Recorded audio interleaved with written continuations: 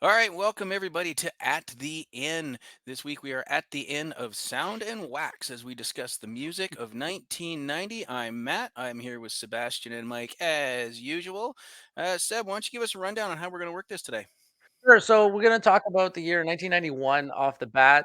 We know that that year has been talked to death on various different podcasts. Could be one of the most iconic years ever for music. But we actually want to go to 1990 because there's a lot of probably bands and music that was released in that year that many people may not know about. So we're just going to touch upon 1991 first, just to give you an idea of what was out in that year, and then move on to 1990, basically. Sounds good to me. I'm on um, board. So everybody knows, I'm just going to pull this up real quick. Everybody knows the iconic story of 7 albums that were released 44 days apart from each other. So I'll just give you guys a little rundown of what those were. And any one of these albums is probably going is in my mind the top album from each of these bands. So Mike, of course, Metallica is our favorite band Yes. historically. They And released the that's Black. Go and ahead. that's the top album. Come on, dude. Seriously? You're gonna Yes, do it's the this? top. Of course, I'm going on with a bang. So Metallica's Black Album, for those of you that don't know, that has like all their radio iconic ones that basically turned them from um, a non-household name into a household name. It's also, I believe, the number one metal selling album of all time. So Yes. Metallica's Black Album, Pearl Jam's 10, which was their debut album, Guns N' Roses' Use Your Illusion 1, Use Your Illusion 2, the Red Hot Chili Peppers' Sugar Sex Magic, Soundgarden's Bad Motor Finger, and then the most iconic album of the 90s for the grunge era, Nirvana's Nevermind. How is that of a lineup? And can you actually just like comprehend that all of those albums were released within 44 days of each other? Like, what a gift of music that was to the world. Well, Yeah, it's kind of Like, bananas, really, to think about all of those iconic things released so quick together, and just it seems like everybody knew there was something special, do you sort of. think they just like, hey, let's just all release our album in a Yeah, month for each other? and we're gonna make them all like universally loved forever. Yeah, like, I mean, so you go from like Metallica, which in my mind, on paper, it may not be everyone's favorite if you're a metalhead album of all time, but it was one of the most iconic metal albums ever written. You got Use Your Illusion 1 and 2, which probably might be the greatest hard rock double album of all time, for sure, I would assume. You got Nirvana's Nevermind, which, created a movement. So yeah, it's such a good freaking year for music. But yeah, anyways, Matt, do you have any takes on that? well, it's weird because I mean we're going back in this stretch of days. We were in ninth grade. Yeah. Not to age us, but I'm gonna. And it You just was did. it was odd because the radio blew up with all of this stuff. And for me, a couple of those albums were played so heavy. It took me a good 6 or 8 years to get back into them. Uh, Nirvana and Metallica's albums, in that being chief among those, where I was just so fucking sick of hearing about it. I mean, up until um, Saint Anger had come out Yeah, we don't before I count that bought. as an album. Well, hold on. Hey, come on now. Okay. Let me. Saint Anger had come out before I had bought a copy of Black. Wow, Okay. that's impressive. That's how long it took me. I still don't own a copy of Nevermind, but and we don't really own anything in No. this day and age anyways. But it was played to death. It was played to death. It was played to death. And same with the Chili Peppers and same with Pearl Jam. And they've all survived. They've stood a test of time.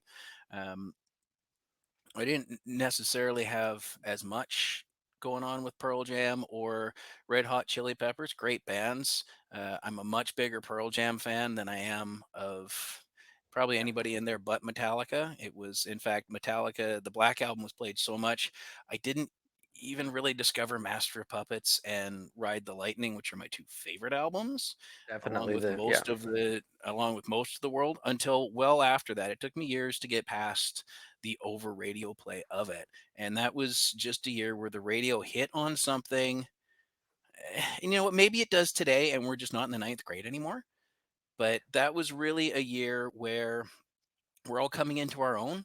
Um, the parental advisory stickers were just barely getting to be a thing because of a band that we are going to talk about um, in just a few minutes. As the it wasn't like we could go and get whatever we wanted, even the parental advisory stickers that were on the albums. Much like when we went to the video store, they didn't give a shit. It's like, yeah, give me your $12 and get out, as long as your Yeah. mom doesn't come back to yell at me. Working in music retail for several years in my early 20s, that did happen. But I mean, it I can't be the only one that went to a record store and bought a record that I wasn't supposed to and have it been taken away by my parents. Oh, that's and a shocker. here's yeah. Well, mentioned parents, and then we have Jeff here mentioning Alice in Chains. I don't think Alice in Chains had an album in '91. They definitely did have one in 1990, and we will be getting to them. One of the big four of our grunge group. Do you And know, Dirt was 92, so they Yeah, were, yeah. was that 92? yeah. So yeah, I mean, Looking, and I think as we look at this list of the 1990 albums, what we're going to see is a lot of preamble. yeah, Um, it's a setup it's almost. Yeah. The calm before the storm, if you 1991. will. Yeah, 91 blew up, and in 1990 the fuse was lit. Is the way Yeah, I look there's at it. like 91 has a bunch of iconic albums from artists, but there's also a lot of like great beginner albums from different artists and similar artists in 90 as well. Do we want to move into the 90s then? Yeah, Sure. Okay. let's get on the. Okay. All right, Mike. I actually urge anyone that's interested in music just to actually look up the best albums in 91 and 90 when we're done the podcast, obviously. Okay, go ahead. Okay, so I wrote down a little list of sort of a few pop acts and some metal stuff and sort of the pre-grunge, but I think I might start in the old heavy metal land Let's do it. and Our start with a land, Mikey. record. Start with a record that sort of I think any metalhead loves is "Rust in Peace" by Megadeth, which Mhm. arguably that could be their greatest album, depending how you look at it. Yep. Um, Dave was on another level playing wise. The songs were just awesome in your face, and but again, he's still Dave Mustaine, so it's take that with all a grain of salt. What did you guys think of old Megadeth back in the day? So when I first started listening to Megadeth, Hangar 18 was absolutely my favorite song ever. Hmm. And it's on that album. Plus, Holy Oh yeah, Wars is also an iconic guitar solo song specifically, which is also on the same album. And a lot of people that grew up playing guitars, they're like, Holy Wars is a song that you have to learn how to solo with because it's just such an amazing song. I think I definitely agree with you. I think it's their best album they've ever put out. Rest in peace for sure. yeah, Yeah, I'm not a huge Megadeth fan. Like there are songs that I have gotten into, but I don't think I really got a deep dive into it. But Rust in Peace was definitely one of those. And I mean, by 1990, metal was in a weird place. The makeup had sort of taken the metal out of the bands that we had in the 70s, so we had a lot of glam metal going on, and Rust in Peace. Right in there with Metallica still hanging out there in the dirty jeans and ripped t-shirts. Rust in Peace was one of those albums that really kept that alive, and Dave's yep, playing is phenomenal. You can't deny that. He's one of the better speed thrash guitarists that there's been. And he led a band. And I think he's admitted it a few times. I believe I do recall him saying he's like basically Megadeth was a spite project. And as far oh as a for sure. It spite still project, is. oh yeah. Yeah, it And still is Like 40 I years don't later. like honestly, I don't think he's still forgiven Metallica for getting kicked for him getting kicked out of Yeah, the band. He says he does, but I mean, there's comments even to this day where he's pretty spicy with yeah, James and Lars. But hmm he did it. I don't. That's another topic entirely. But yeah, yeah, and I think part of it is, he missed out on the last few years of a friend's life in there as well, right? yeah. So I mean, there's always going to be that bitterness. But I mean, Dave, I Dave, Dave did what Dave did, and Dave turned around and went, "Fuck you! I'm going to put a band together too." 99 times out of 100, somebody does that with the band they're no longer in. That's it. You don't see or hear from them again, right? But Dave turned around and turned Megadeth into a massive, massive act. Like That's the kind of a big. lesson in motivation through hate and bitterness. Hmm. Because Megadeth, for those of you that don't know, and some of the people listening may not be into metal, before Metallica recorded the first album, Dave Mustaine, which is the lead guy from Megadeth, was actually in the band Metallica. He was their lead guitarist. There are some issues with his alcoholism and over drinking, and they kicked him out of the band before they started recording their first album. So, but he also wrote a whole bunch of music for Metallica for the first and second album. But yeah, so he was supposed to be in Metallica, Dave Mustaine, the leader of Megadeth, and then of course he got kicked out and went on to create Megadeth. I guess that's why the bands sound quite similar in Right. makeup. And I believe he's got a couple of writing tracks to this credits to this He's day on got a Kill 'Em All, does he bunch, not? like Oh, half of Yeah. them. Yeah, six Yeah. six on Kill 'Em All and like 3 on Ride Lightning or something. Yeah. So I mean, his he's influence was yeah. felt. Do you guys? Absolutely. Let me ask you guys a question about the whole Mega Dave and Metallica thing. If he stayed in the band, do you think that band would have survived, considering the Lars and James dynamic and how No, Mm-mm. like nope. two alphas already, and then you got sort of the other two in the middle, and then if you had a third alpha, it would have blown up probably within 3 years anyway, and they would have. The only reason that, in my mind, that James and Lars work together is because they're different sort of alphas. Hmm. Right? And then Dave Mustaine is too much of someone that wants to write music his way. I think if it would have combusted eventually, I don't think Yeah. they would have stayed. I think if things, Cliff was like the glue that held everything together. So Hmm. I would assume if they stayed through Master of Puppets and let's say Cliff did die in '88 with Dave in the band, I think things would have definitely dissolved at that point. Yeah. Well, I mean, you got to also figure, would they have sounded the same? Because Cliff and Kirk are two very different guitar players. Dave, Um, Dave and Kirk. Sorry, Cliff was the yes, bassist. sorry, Yeah, I said Cliff. That's yeah, right. Yeah, yeah. Dave and Kirk are different guitar players. The sounds might not. You might have had that adjustment to the sound that didn't really set Metallica, the Master of Puppets, that really gained a foothold in the metal community and yeah, had them playing big stages for the first time. Um, yeah, there, you might just not have had the sound you needed. yeah. It's very true. Now, What else do you have? Sorry, do you want to Oh, say something? okay. I can move on to another yeah, album. I got yeah, lots of fun stuff here. This Do we could want yeah. be to? an Let's go, all Mikey. Metallica podcast, but I feel like Oh, maybe we should. I could tell you what they were doing in 1990, but I don't think I, anybody cares or wants to No. know. I, I'm But sure we'll get to it eventually. sure. Um, yeah, I got a list of like 8 metal records that we all know. So I'm just gonna sort of start listing them Okay. off quickly. Iron Maiden released "No Prayer for the Dying," which is Arguably probably one one of of their my least. worst stuff. Well, it. I was doing some reading on it today. So like after the 80s were done, they had put out like 6 or 7 records in the 80s and toured nonstop through the 80s and Yeah. synthesizers and all that stuff. And they were like they were Iron Maiden, they were huge. And then they decided, let's do something in a barn and record it really fast and have no songs over 6 minutes and just quick. Let's just get it done quick and put it out. It kind of shows because the album, well, I don't know. I've only listened to it all the way through once and it kind of stinks. It's not my favorite record at all, but No, it it's not. screams to me a band that was burned out. And that's just sort Yeah, of Mhm. that's yeah, fair. right? Like 8, 9, 10 years straight of touring. Anyways, um, we could go. Let's go. How about Cowboys from Hell? Like, who doesn't love Pantera? Who doesn't love Cowboys from Hell? Amazing Phil's album. second record with Yeah, the band, they'd found their sound, they found their voice. They were just yeah, kicking ass Yeah, everywhere they went. And that it's was just such, that was the especially when coming you're a out party. 13, 14-year old, like what a great angry record to sort of blast in your house and have your parents go, "Can you really turn that down? Because it's yeah. really annoying." That is a Yeah, great album. There's some Yeah, good songs on that album for I sure. mean, the opening riff of the title track there is untouchable absolutely. by far. Yeah, I was, uh, I believe, I believe they were talking about Brock Lesnar on a WWE show back in the summer, and one of the announcers, Corey Graves, said, "Back up, Cole! It's a cowboy from hell," and I you popped. lost. I'm like, absolutely.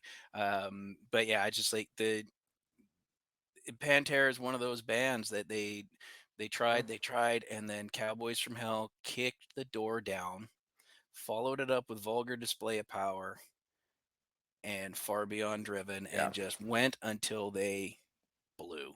They And basically defined what metal was in the 90s. Yeah. Like it was in your Absolutely. face, and they brought it to the masses. And Yep. those 3 records, Cowboys, Vulgar, and then what was the third one? Far Beyond Driven. Yeah. Like, wow, like What a it's trifecta of albums that was. absolutely, For like absolutely. just good old like kick-ass metal. Yeah, And here and we getting are in more aggressive every album, right? Yeah.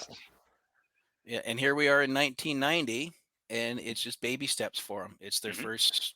It's the first time because the album before that was not good.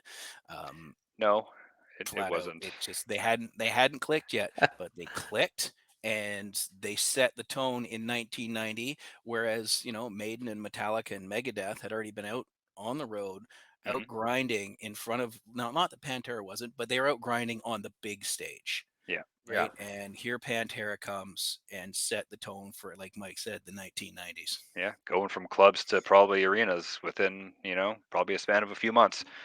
Mm-hmm.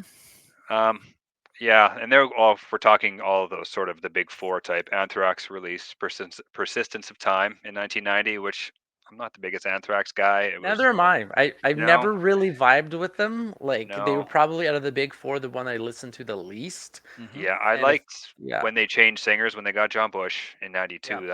I thought that was a huge. No offense to Belladonna, but for my taste, it was an improvement for me. But Persistence of Time was apparently reading up on it today. All they did was fight the whole time, and they were talking about getting Classic. a new singer, and it kind of shows. The album's kind of dark and whatnot, but yeah, that probably just a few words on that's needed. I don't think we really needed to dive deep. So Um, three of the big 4 released an album in 90. Mm-hmm. Metallica released it in 91. So who's the other fourth band in the 90s? As that's known as the big 4. Slayer, Slayer. And what did they release in Seasons 1990? in the Abyss. Exactly. Yeah, Arguably my favorite Slayer song. I think that was the first song I ever heard by Slayer, and I still think it's the best song they've ever done. it's their I slowest song, and it's their best song. well, yeah, it's funny the way Yeah, right. it's just good. It's just a Mhm. good song. Yep. And Is I it think fair that to was their say? major coming out. Is it fair to say that Seasons in the Abyss is the Slayer version of Master of Puppets for Metallica? Um, I mean, it's not the worst analogy I've heard. no. Like That's it. it's like to me that's the song I like the best by them. So Mm-hmm. yeah, I'm a Rain of Blood kind of guy, but I can't do there the you whole go. album, but that song is just awesome. But that's as far as I go with my Slayer knowledge. I don't really know much besides Seasons in the Abyss and Rain of Blood. Yeah. Um, and then the Godfathers of Metal put a record out that year. Probably nobody even knows this. Black Sabbath put out a record called Tear. Tony Iommi was like the only original member left. Tony Martin's on vocals. A bunch of other guys I've never heard of. Really? I have no Yeah. idea. I stopped listening to them Yes, after the first 6 albums, like most right. people. And Sorry, I Ronnie Dane's Jail. the Dio stuff's great. I tried it a few times, and Yeah. it's kind of boring. Like it's recycled riffs. It's just I don't know. They just needed to go away for a while, I Yeah. think, and just whatever. Mm-hmm. And the last one on my metal list is Frizzle Fry by Primus. You missed one. Did I? Yeah, I think Seb You and I are missed thinking one. the same thing. Uh oh. What did I miss? Judas Priest. Oh Oh God. no, we are Painkiller. not. Painkiller. We I are. left that off on purpose. What do you mean? That's like one of the most iconic songs by Judas Priest, Painkiller. It's got like a kick-ass solo in it. Oh, I've Which got one one did other one on my which one list. did we miss? Danzig too. Danzig 2, yeah. Yeah. Which is my favorite Danzig record. I love it. It's That's a all good one. bluesy. There's a lot of acoustic guitars. It's like kind of Their song satanic swamp Mothers. metal. It's Yeah. cool. Their song Mother is probably their most radio-friendly song they've ever done. Like Yeah. Mm-hmm. it's a good song. No, it's not. It's a catchy song. It's a Yeah, it good song. sucks. It. Um okay, so another album came out in not metal, but it might be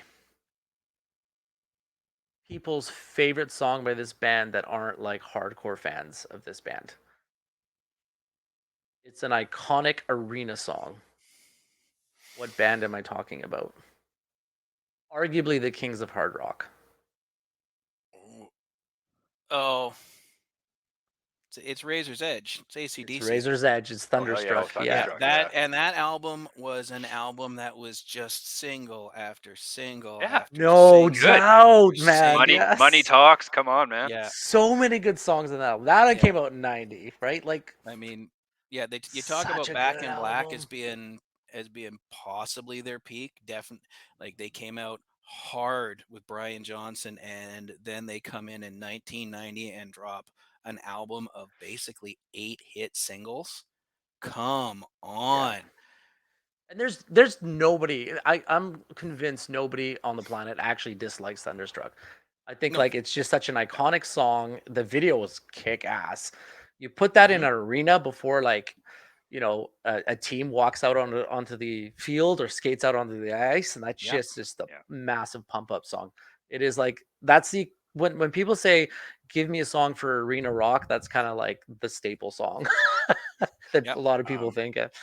And And I it's got to so see. singable too. Like the whole crowd sings that song.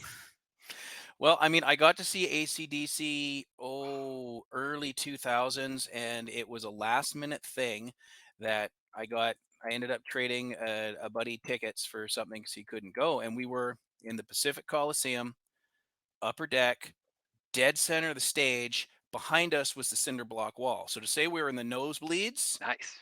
could not have gotten any further away from the stage.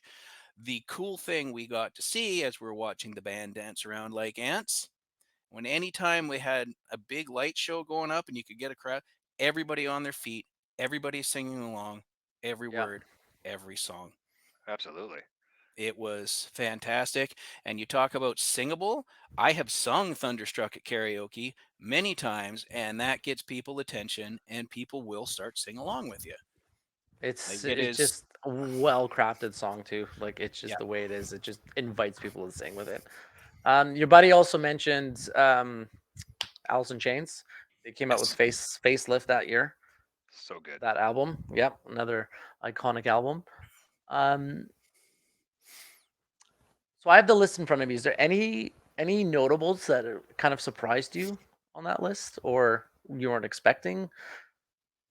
I found a bunch of stuff in there, but I mean, while I'm thinking of it as well, because it's just right here on my screen. Sure. One of my favorite bands dropped one of my favorite albums of theirs. Bad Religion's Against the Grain came in Yep. there. Now I know Nice. you guys aren't great Yeah. punk rock fans, but that album, again, for punk rock people, Yeah. it's filled with absolute gold. Um, I let's mean, see Bad here. Religion is a great punk rock Oh yeah, band for sure. absolutely. With the exception of Fozzy, and I only count this because I see them 3 times a year. I've seen Bad Religion more than any other band. I don't really count Fozzy because I'm on a friggin' cruise ship with them, so I see them Yeah. 3 times in 4 days. But Bad Religion, I've definitely seen more than any band. I think I'm in 12 or 13 shows of theirs, and I haven't been in years. Um, so as far as other notable stuff, what I got looking through this list as well, is part of the clique part of the friends group I had in junior high school were really big into hip hop and rap. Yeah. Um, and 1990s got some banger albums in this It as sure well. does. Yeah. Public Enemy, Fear of a Black Planet. Now I No, I'm wrong. It's Apocalypse 91 that has the Anthrax, um, Oh, Bring the Noise. Bring the Noise on it, Great song. which was awesome. Oh yeah. But I mean, this was the year that Ice Cube split from NWA. So we have Ice Cube's first album.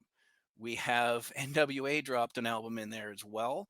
Um, and then we got Too Short in there. The what what would become the early 90s as grunge was blowing up, so was gangster rap. They were right there. Because 91 and 92 we're getting into Dre drops The Chronic. Snoop Dogg comes out It's with Doggy Style. fascinating how a, I hate to use the word dirty, and I don't mean it in a bad way, but hmm from the rap world and like the alternative like metal rock world, there was another form of music being created in the 90s. Like you had gangster rap being birthed hmm and you had grunge music being birthed all at the same time. So hmm like it's just fascinating how around the same time two different styles of music were basically created. I guess the Yeah, and NWA is probably a couple years before that. yeah, Um, with when the Cube was in the band. But yeah, it's yeah, just yeah. But it's like they it's almost mirror each other almost. I think edgy is probably the best Edgy is a way to good put word. it. Yeah. They took two existing genres and they put an edge on it. It's more of And like a pardon my French, but like fuck you attitude. We're just gonna hmm do things our way. Mhm. We're just gonna play the way. Absolutely. No one's gonna tell me what I can play. I'm gonna play what I want to play. Yeah, fuck You the know, man, right? that's the grunt. Yeah, that's the grunge thing. Yeah. and like I said earlier, this is the era where the explicit content stickers started coming out. Yeah. This is where I can't remember. I think it was Dan Quayle's wife.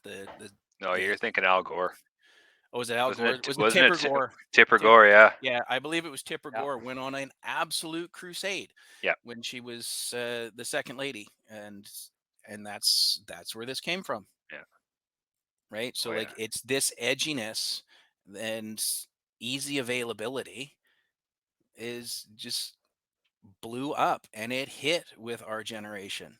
It didn't matter where we were, there was something for it. My school was just full of hip hop kids Yeah. and all of us white suburban kids, and Well, it just hit. the greatest rap song of the 90s came out in 1990. You can't argue. Can't touch this by Oh MC yeah. Hammer. Absolute banger of a Yep. song. Well, it's funny. Like all this like pop rap, like the Hammer, even Vanilla Ice put out Ice Ice Baby in 1990. I think Mama Here's Said CC. Knock You Out was also 1990. There you go. So Yeah. you got LL Cool J's in there as well.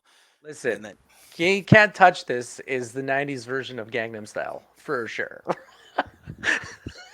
yeah, Yes. I'll co-sign that. It's, yeah. Yeah. Oh, that's hilarious.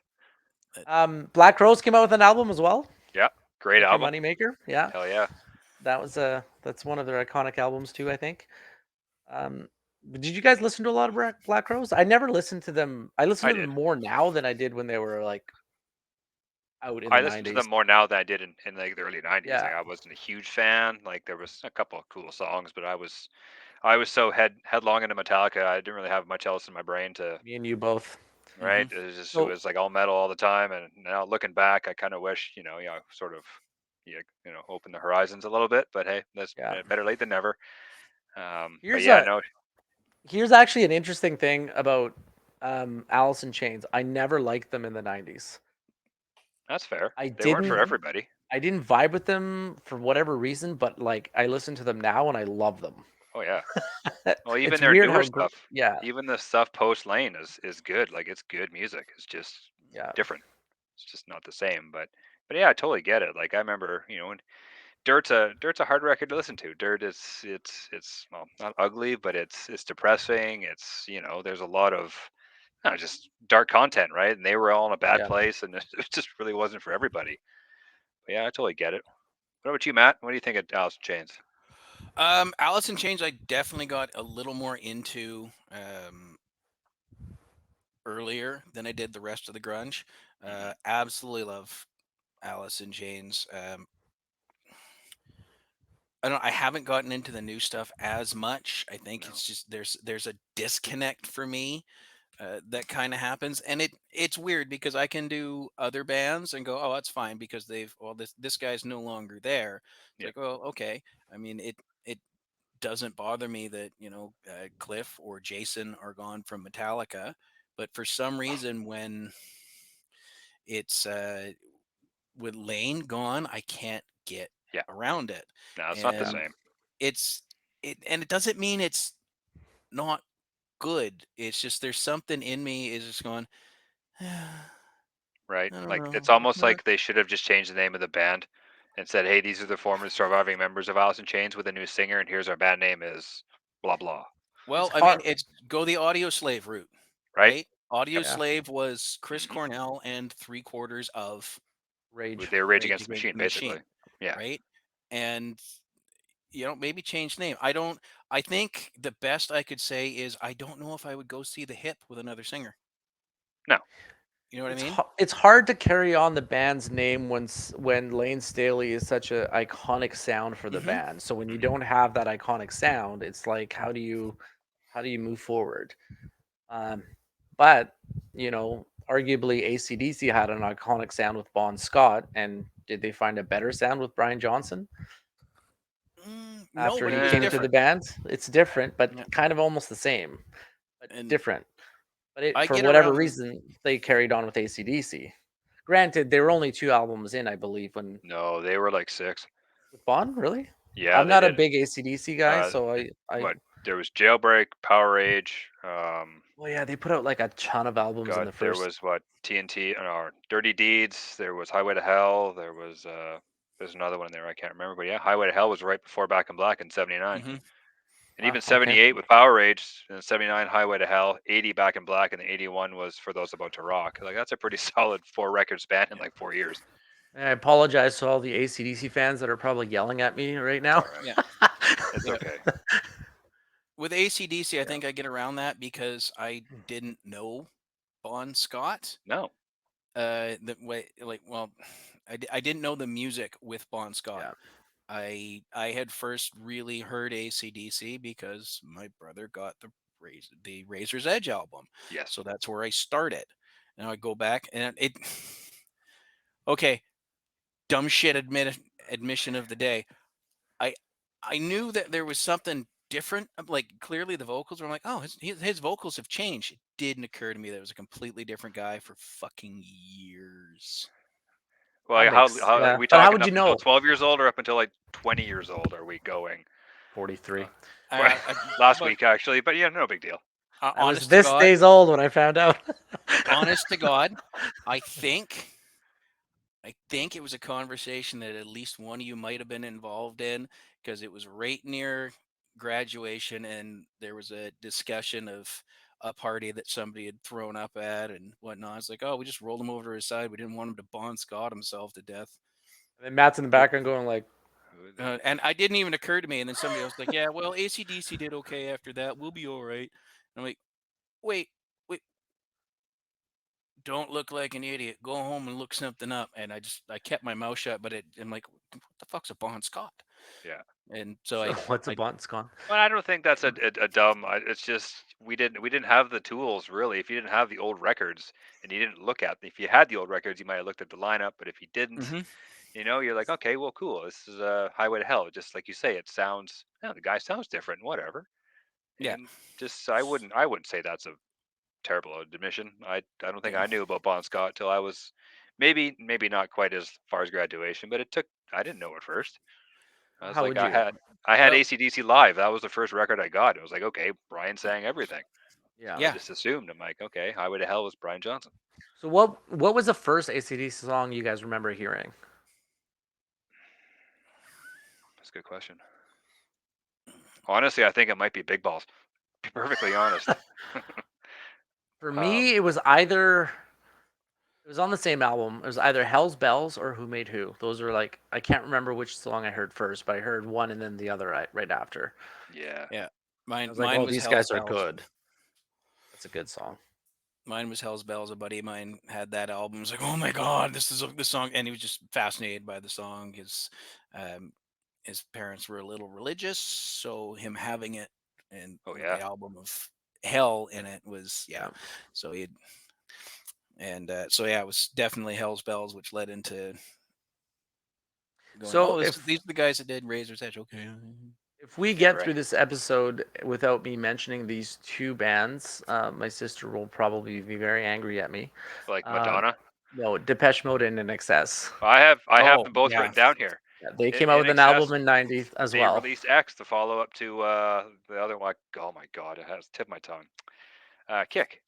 Were you Yeah. guys? Follow up Do you to guys listen to Depeche Mode and INXS? I listen to NXS still sometimes. Yeah. I put X on like a few weeks ago just for fun. I was driving around. I'm like, I haven't For heard this in a long funsies. time. Yeah, It's good. Depeche Mode, not as much. In Excess, I will listen to.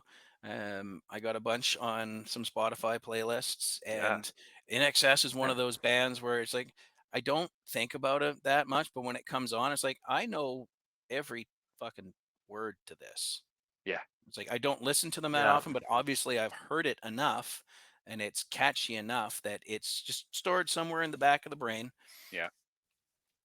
Catchy is super memorable. I don't know. I Yeah. love X. That was one of the first tapes I ever bought as a kid. And I don't know, I might still have it somewhere, but yeah, X was great. What about you, Seb? You listen to you? Big, your sister listens to them, obviously. I don't turn them off, but it's not like I actively listen to them. Yeah. Um, yeah, I was just, I mean, I, I'm sure I've heard pretty much their entire catalog, both Depeche Mode and Excess, Hmm. obviously, but it's not like a band that I necessarily vibe with that well. So, but yeah, I don't mind their music. It's not terrible. um, I was gonna ask you this question, but I forgot at the beginning. What is the first album you guys bought? Music album, Oh, okay. I have two not categories: pirate. tapes or CDs. We'll go two different generations here. Okay, well, I know the first album I bought. I can't even remember what the first CD is that I bought, but either or works or both, Oh, and okay. I'll not keep pirating. legit album. I think I remember, Yeah. for me anyway. My first four was "And Justice for All" was number one. Black Album was two, and then I bought Use Your Illusion 2, and then I bought Use Your Illusion 1. Those are the four CDs I had for the longest time. And Okay, yeah, so I had those four. But anyways, I know that you said first, but I gave you four. that's And fine. Matt, Yeah. what about you?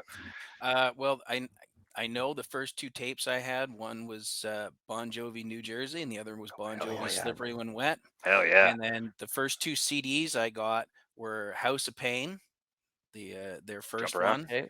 the one everybody knows, Hmm. and Cypress Hill's Black Sunday. What was on that record?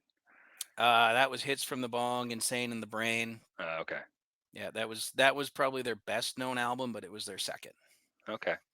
The first tape I ever bought was Guns N' Roses' Appetite for Destruction. Nice. Well done.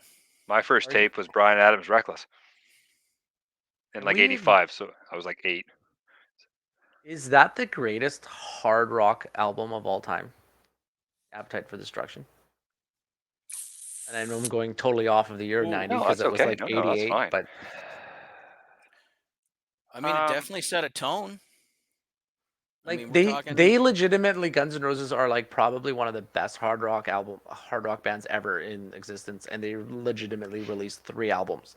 oh, come on. Forward Chinese Democracy. It's so good. Well, Lies as well, but like That doesn't count. Lies is like a 5 album or five It's, song album, I it's think, just an or EP, something. really. Yeah, I, Um, I I think Guns set the tone, much as we're talking yeah. how the grunge and the gangster rap tone was sort of set in the 90s.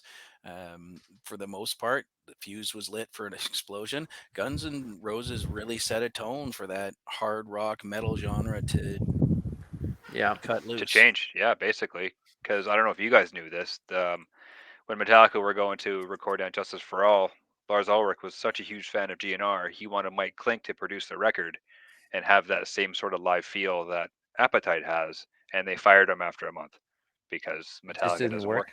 It didn't work. Yeah. They recorded, I think they recorded Bread Fan with him, the Bread Fan and the Prince covers, and that was as far as they got. And then Klink had to go, and then they brought someone in they could just boss around and tell him what to do. I can't imagine working with Metallica in '88. I would think that No, anyone stepping into that camp would just be in for a bad time. or even talking about 1990, like they were recording the Black Album with Bob Rock. Can you imagine being Bob? Okay. We've seen a year and a half in the life, right? So you know how they Hmm. are. They're not exactly Okay. the easiest people to work So with. for those people that don't know, what happened between '86 and '88 for Metallica? Just to give Mike, if you just want to enlighten Um, people, what major catastrophic event happened? I'll sort of go a little. They were sort of before the catastrophic event. They started playing arenas for the first time. Like they were on the up and up. They were, things were looking great. They were going to be the biggest band ever. And then their bass player tragically passed away in a bus accident in Sweden. Brutal bus accident. Brutal bus accident. And apparently, to get the top bunk where the one Cliff got, they would all draw cards, and he drew the ace of spades. So he told them, "Fuck you guys, I'm taking the top bunk." And that was that night. But it sort of turned them into a band that was just worked from within. Well, it's all pretty out there in some kind of monster documentary, but they Yeah. stopped communicating. They just turned into tyrants, and they were they were brutal to Jason when he came in the band. They weren't that nice to Kirk, I don't think, but they just wanted things done their way and only their way. So to have Bob Rock come in and say, "Well, no, we're doing it this way," Yeah. was, on both sides. Took a lot of big balls on Bob's side, but it took a lot for Metallica to say, "Okay, we're gonna hear the reins. Let's just let it happen." But yeah, it all worked out because as much as I might slag the Black Album, it's awesome. Like It's a there's good not album. one bad song on it. There's No. nothing skippable on that record, in my opinion. If you go in to listen to Injustice for All, which was released in 1988, and just understand the context of how they recorded that album, Mhm. their best friend, their mentor, and Cliff Burton was the driving force early on in their career to really grow as musicians for the band Metallica. Mhm. When he passed away, basically their heart and soul of the band passed away. Yes, And I believe they basically moved on and that only grieved for about a month before they started looking for another bass player. So they they never had had a Jason. They had Jason within a month. within a They did, month, right? yeah, within a month. So knowing the type of anger and guilt and not being able to deal with the death of their best friend and mentor, and when they went in to record Injustice for Mhm. All, it is a very angry record. Oh sure. You can feel it. And So Jason recorded his bass parts in like one day, and they just said, yeah, "Well, that's great, but we're going to turn it down to zero." That's just how that's a that goes. thing. That's a Yeah, thing we can get to in another time. right. But Yeah. apparently there's tapes out there. There is recordings out there with his bass on there, and I'm Yeah. sure it would be awesome. But I don't think the record would sound the same if you actually turn the bass up. It wouldn't have that kind of in your face, like just pummel you for however long the record is, an hour or whatever it is, No. just with a Yeah. fist in your face for that long. Good Yeah, record though. yeah. Did you know that that record was recorded in the same room the Black Album was? Sounds so different. Hmm. I'm Crazy, eh? I'm sure you told me that. Had they turned Jason's bass up and changed the album, it might be listenable. I find that Oh, album just I'm sh- completely unlistenable. yeah, Like I'm kind of there there's, with you now. Like I can't listen to it anymore. you know, I just In the same sense though, does like it's a poetic justice play by Metallica by turning the bass off. oh, it's a tribute to their best That friend they they're lost, right? basically saying Yeah, we lost a big part of our band. yeah, It really sucks for absolutely. Jason, but But that's how I look at nonetheless, it. yeah, They had no choice but to turn all that down just because they couldn't bear probably to hear Jason's bass. yeah, Because on the Garage Days thing, he sounded awesome. Like as they were good on that yeah, EP. Like they just came in and kicked ass. The bass was loud, and then they had a vision, right? And they did, yeah. they did, and it worked Um, clearly. so getting back to 1990, is there any like I'm looking at a list here. Is there any one that you look at and you're like, I have no idea who this is? Oh, there are a lot. yeah, there's a few. Um, So who Let me is see here. Gangstar? Am I just an idiot for not knowing that? Gangstar Or was I know this one. Gangstar was a hip hop duo. I They have were no idea. uh, I believe it was a New York East Coast hip hop duo. I could be wrong. I might have the area wrong. But they were not in that the gangster genre as How deep so? as Their and name is as Gangstar. What do you yeah, I mean? know.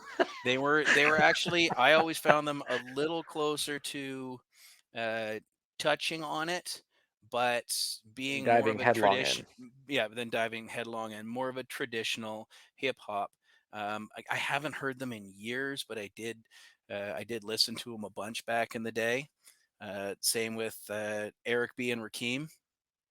Also Okay. dropped an album back then as well, and just it was not it wasn't going to be where it was headed. The gangster rap was going to squash almost every other subgenre of hip hop coming into there. Yeah, that was Um, quite a movement, gangster rap. yeah. Let's see here. Let's. There was somebody I saw on this list that did pop my eyebrow up, going, "What is that?" CNC Music Um, Factory. Come on, man. no, They that released I an know. album in I mean, '92. That was They did. it was a great song. we'll hit on Snap. I got the Yeah. power. yeah. Oh, we'll hit on some Gonna one make hit you wonders sweat. in a minute. Um, like Ride. I don't know what Ride is or the Laws. Like never Yeah. never heard of them. Um, and then there's just yeah, it's just you see these lists much like when we did our film podcast a couple weeks ago. There's just stuff on there. You're like, What is What this?" is this? Apparently, Yeah.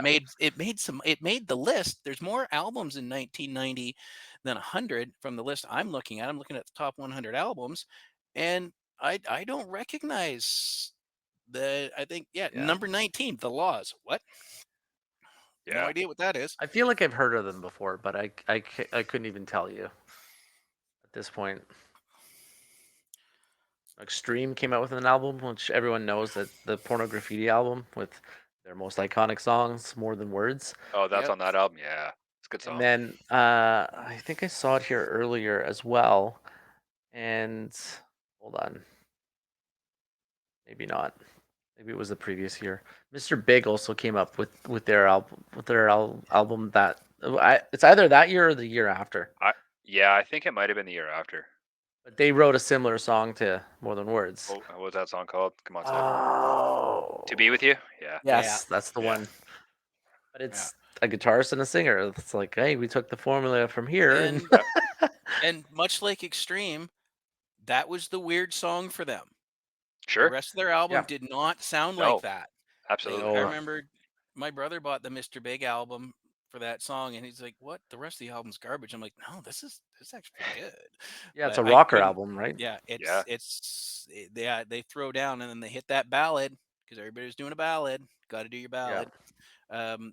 But I'm looking at this list and I'm seeing a couple of, I don't want to say one hit wonders, but there's definitely a track or two in here that are just snuggled into an album that you don't notice. Right at the top of the list, number 4 album of the year, Jane's Addiction. Oh yeah. Sort of that calm before the storm of the grunge too, right? There's Perry Yep. Farrell so influential with the grunge movement. Yeah. Absolutely. And that's where we got caught stealing. Yep. So I mean that's in there. And what was the other one? I mean, uh, Belle Biv DeVoe's in there, but that's not the one I was thinking of. That Girl Is And Poison. oh, of course, That's the that album. iconic and much lamented by the lead singer of the band, Cherry Pie by Warrant. That's a good song.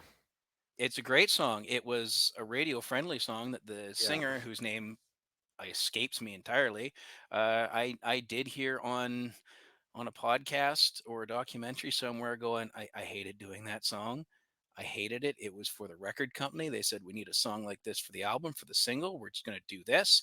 And it's going to get out there. He's like, fine, whatever. We'll do the song. It'll never see the light of day. Boom. Biggest hit. Moneymaker. Has to sing it every night for the You're rest like, of his oh, for fucking life. Christ. Yeah, it's kind of like the old Eddie Murphy joke. He fucking won.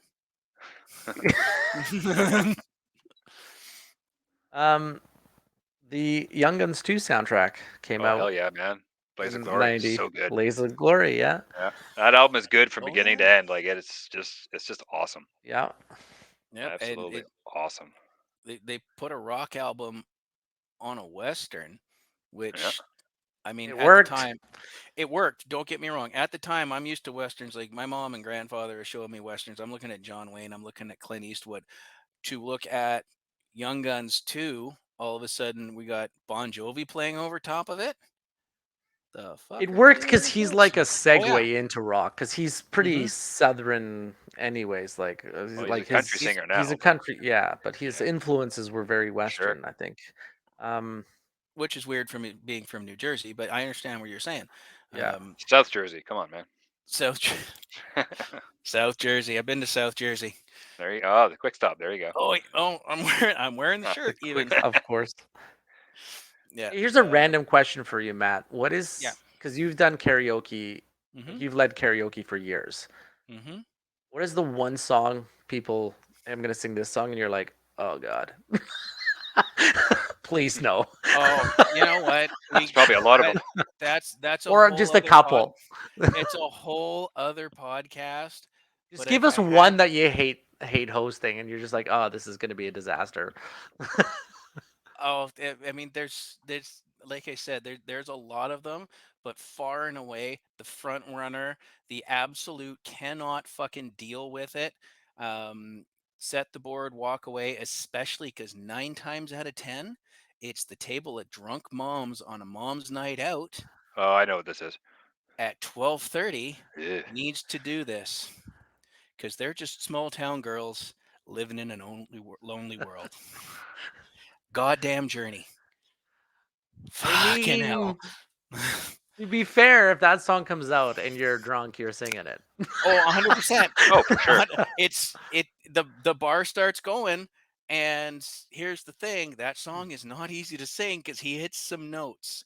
But I'm like, I have a digital soundboard in front of me, and I'm not gonna say I'm the guru or the god, but Just I auto can tune get them. by. And Where's I'm that just auto like, tune button?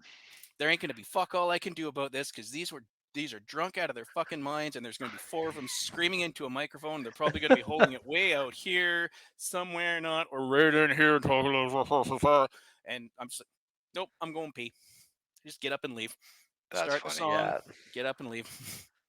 that's a good I get it. I totally get it. Yeah, Yeah, don't but stop I believing. mean, but to be fair, off of that Bon Jovi album, to tie it back in, Yeah. "Wanted Dead or Alive" does come up a lot as well, Oh yeah. and it's just like, please no. Yeah. But I mean, there's a list, but I yeah, think that's from an easier 19. song to sing though than Oh, by far, by it's far. more people are I mean, able to sing "Wanted Dead Alive" than "Don't mm, Stop Believing" Steve, probably. yeah, there's just certain singers you Yeah. don't try. Just admit you're gonna blow the note and move Yeah. on with your life. Like I can't sing Chris Cornell to save my life. So I've tried, can't do it, won't ever do it. Nope. Yeah. It's not there. Not that I'm a great singer, but I know where my wheelhouse is. Anyways, anybody seeing any more singles in here that just sort of jump out as maybe not the best album, but that Well, single sort of pulled them through? um, well, Neil Young came out with an album too in '90, "Ragged Glory." Yes, he did. So Have you listened to it? no, I'm not really a Neil Young fan, but Me either. are you guys Neil Young fans? Nah. No, not at all. But We'll just skip right over that then. yeah, we'll just skip right over it. But also, I mean, Neil Young, older guy. He's already Yeah. been by 1990. He'd been around for Ever? 30 some odd years, 20 late 20 years, somewhere in there. Like Yeah. he was doing it as a young dude in the 60s. Also, Paul Simon dropped one Yeah, in I saw that. 1990. That's right. I remember seeing that. So Bob I Dylan mean, put one out too in '90. oh, that's right, he Really? did. Yeah. I'm And not a Dylan guy, so I couldn't tell you what it's called. But it Madonna was put out an album. oh, you know Vogue, what? baby. That's a I was looking at that going, I don't remember this album. I don't remember this album. And I was looking at it and then I remembered why. It's the Dick Tracy soundtrack. Oh yeah. Oh, I'm Breathless. Yeah. That was the soundtrack to Dick Tracy. If you look at the cover art, it's Madonna and Warren Beatty. Yeah. And she also put out the Immaculate Yeah. Collection too, her greatest hits Vogue's on Yeah. that album. on that year. She had a busy year. Yeah. George Yeah, Michael put out an album. yeah, George He Michael did. Yes, was I see that as well. Midnight Oil. Damn Yankees put out an album. Prince put out Graffiti Bridge. That Midnight Oil record is one of the biggest selling records in 1990. Big Sky Mining. That's the name of the Yeah. album. Yeah, because of the Beds Are Burning. That's that album. I'm pretty sure. That's Song's such a huge. great song. Oh yeah. Name another Midnight Oil song? Hold on. Let me find the record and pull up the song title because I have no idea. No, that's cheating. Oh, then honestly, I can't. let me see if I can do this properly. Blues Traveler came out with an album that year as well. That harmonica is way too high pitched for me. It hurts my ears. Oh, I love Blues Traveler. No, I can't stand them. I like John Popper's voice. It's just harmonica. Just. Ugh. They're the band that plays in Back to the Future 3, right? So, and there, Are they? okay, this didn't work as I wanted it to, but there you see the cover to Madonna's Breathless, Yeah, that's Dick Yeah. music Tracy from Dick inspired Tracy. by the film Dick Tracy, which was, Bad. no, yeah, it wasn't bad at, wasn't good at all. It was just, yeah. And It actually, was something. I used that film to make a joke in a meeting at work last week. So the fact that it's popped up today just weirds me out. Anyway, That sorry came about up that, at boys. conversation at work the other day, the Dick Tracy movie, and their choice to actually make the people in the movie actually look like comic book characters Hmm. with their giant heads is just so bizarre. Yes. Like, did you Yeah. have to do that? Like, I don't understand what the choice there was from the production team to like make it look like you're literally watching a comic book. Cocaine, maybe. I don't know. Yeah. That'll do it. There, I mean, there it is would have that. been. Yes, I got a great idea. Yeah, right. You got to remember that would have been shot in late '88 or early '89. So Yeah, still And full Batman had just come out in '89, so it was like that. Let's make Tim movies Burton's look like Batman. comics, and then they just failed miserably with Dick Tracy. yeah, Yeah, that entire thing rarely hits, um, unless it's Sin City because that worked really well. Anyways, Yeah, Sin City was good. so I guess we can say '90 is also a good year for music. There's a lot of great music. Is there anything else that like kind of jumps out at you here for 1990? Really? No, it's not like the gold standard of '91 or something like that, but it is a pretty solid year. Like there's some cool Yeah, stuff. Even the death metal, like I was looking up that, and it's just there's a lot of like Cannibal Corpse and disgusting stuff like that, which hmm really doesn't do anything for me. But yeah, yeah, all that stuff was coming too, right? So it was interesting times. yeah, yeah, it definitely was. It's I mean, I use the analogy of the fuse being lit for the explosion that was coming, but Hmm. I mean, you could also look at it as like it's the peak of the wave right before it crests and hits the beach. Yeah, Like it is yeah, everything is right there. The pieces are all in place, and in that span of that 44 days, hmm, uh, a lot of good stuff that was in the studio, probably being recorded for the most part in 1990. If you look at yeah, some of it, or at least yeah, written, thought of, like the mindset of what came out this year would have definitely bled into those albums that blew up and made our childhood what it was. yeah. You can't have that 7 albums without 1990 because it definitely led to the creative process that we get you those 7 golden albums. I think. Absolutely. yeah. And there was a couple honorable mentions too. We don't want to skip over everything that Van Halen put out, For Unlawful Carnal Knowledge. Ozzy put out No More Tears. U2 put out Octung Yeah. Baby. Michael Jackson put out Dangerous. REM put out Out of Time. How Like did we there's skip Ozzy? well, What is uh, wrong with us? I that was his forgot last about good that. record. That was his last good record, right? It just I don't know in my mind. Well, I mean, it was Well, definitely Osmosis one of isn't his. bad, but everything sort of post Yeah, Osmosis it is kind of like it cringy. it was definitely in the high watermark category. It's Like because it was Lemmy one of wrote all those. the lyrics. That's why. That's why it was Well, good. I guess thanks, Lem. Zach Wild was like Zach Wild and Ozzy Osbourne were a thing in like all of the '90s, basically, in Yes. like the late Yes. '80s. Yeah. Yeah, that's Oh a yeah. good album, actually. No More Tears. Oh hell yeah. That's a great album. Uh-huh. And I'm not even seeing it on the list that I'm looking No, at. it did come out in '90. I know because I've seen it. I I've seen it I on another list. I believe you. I'm just shocked it's not What on is the top It 100 sh- albums. it should be. Yeah, that's strange. This list what is what album? No More No More Tears. It Tears. Oh, it should was be in on that. '91. I was looking at '91. Oh, okay. Yeah, I was doing some And honorable I'm less mentions from surprised. '91. That's why. Oh, You okay. you Oh, okay. I tricked see what you're doing. me. Aha! Yeah. Yeah, I was it's just looking at like some top records from '91 that we didn't talk about. yeah. No More Tears Sepultura's first '91. record There's came out in '91. Sippled. It's a Oh, great band. Sepultura. Seal came out in '91. Green Day put out Kerplunk in '91. Great record. But we're talking about '90. So, anyways. All right. Yeah. Yeah, let's Anyways, 1991's for down the road. We'll get there eventually, I even think though so. we don't want to beat the subject to death, but definitely sounds like we could cover the bases and then move on to the undiscovered hits there of something. But I mean, Yeah. all in all, 1990 is It's a well. I good mean, year. It's an interesting it's a year. great year. Yeah. It's the third batter before the heavy hitter comes Yep. in, Yeah. right? It's and it's an interesting mix of what the 80s was, as we are still looking at Judas Yeah. Priest, and we're still looking at Queen Strike and And In You said Warrant, Excess and like and Warrant, Poison put out a record in the yep, '90s. So all these hair bands were yep, given their last hurrahs before their worlds came crashing down.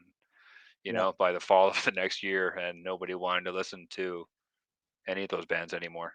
yep. And on the same token, we have a very young Pantera, very young Alice in Chains on this list. And Seb and I were debating this before we started recording, before you got into the chat here. Like, Soundgarden also released an EP. Yes, they Now did. uh, Loud as it's Love. that's thank you. Yeah. And which But that it's wasn't we original won't music though. yeah, we won't get into it. However, there's a very young Soundgarden that also dropped an album for sale. Well, it was songs from Regardless, Louder Than Love, right? Yeah, yeah, there's it the first was. three Yeah, songs are from the Louder previous Than Love. album. Yeah, yeah. yeah, It's like a yeah. compilation album of like a bunch of songs from the previous album and some B-side songs that they released on singles. Did you know Yeah, that it Chris wasn't. Cornell originally was the drummer of Soundgarden? Really? I didn't know Yes. that. Yeah. I was today years old when I found that out. So that's I think we're closing in on a little over Yeah. an hour now. So I think Yes. that's what we've decided. 1990 is right in the mix, setting us up We like can say bowling it's an pins. underrated year of Oh, music. I don't. Yeah. absolutely, absolutely. And we can't. There's one more I want to bring up because it was Yes. quite important in Is 1990. it the Humpty Dance Well, now that that I came have two. out? Digital Underground, Now baby. I was going all serious, and you totally ruined it. There was an album that came out in March of 1990. The singer died right before it came out, and that band spawned another band, which was Mother Love Bone. Put their only album out in Ah, March of 1990. Andrew Wood passed away of an overdose, like Mm-hmm. a day or a week before the album came out, and that Mother Love Bone, half of that turned into what Pearl Jam is now. And Temple of the Mm. Dog was a tribute to Andrew Wood, so we wouldn't have had all that great music. Really, Pearl Jam wouldn't exist if Andrew Wood hadn't have overdosed. Temple of the Dog came out that year too, didn't it? The year after, because it Oh, was 91. Cornell, That's right. because Yeah. Cornell was Andrew Wood's roommate, and he found him. Wow. Yeah. Yeah, Wow. how things I come did. around, right? I did not know that. Hmm. Yeah. It's, So yeah, so Mother Love Bone spawned Pearl Jam and helped Soundgarden sort of, you know, Temple of the Dog helped Soundgarden get huge and Yeah. blah yeah, blah. give that definitely got to be a feeder for that sound that was in there. Hmm. It fits in our theory of 90s blossoming into 91. Yeah, even had it written down, old school. There you go. Pen and paper. I love it. That's right, Boomer. Look, you two old guys can keep fighting. I'm just gonna be over here younger than both of you. Stop it. Only like Stop 3 it. months. Well, All right. Seb, I guess. That's Well, then it you're for the us, I oldest, guess. Yeah. Seb. So you're the old one here, not me. You're the Yeah. old guy. I am. You are, unfortunately. What All I right, say so Anyways. goes. well, that's it for us here at the end. Thank you everybody for sticking with us for an hour. Thanks to the few people that popped in on Yes. the Chat. broadcast. We appreciate it. Thank you. Yeah, we And very much. we'll be back in a couple weeks with a new subject. Follow us on Facebook and our YouTube channels, which will have a little more content in just a couple of days as we figure it out.